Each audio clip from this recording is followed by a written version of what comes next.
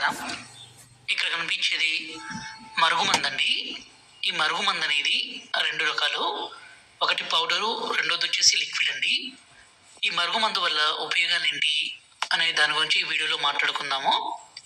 ఈ మరుగుమందు పెట్టి భర్త భార్యను కొట్టడము, హింసించడము, అనుమానించడము, దూరం పెట్టడము, అదేవిధంగా భార్య భర్తతో మాట్లాడకుండా వేరే వాళ్ళతో మాట్లాడడము, వేరే వాళ్ళతో తిరగడము, అక్రమ సంబంధం లాంటివి పెట్టుకున్నా ఈ మందు పెట్టి వాళ్ళను మన మాట వినే విధంగానో, అలాగే మన వశపరుచుకునే విధంగానో చేసుకోవచ్చు.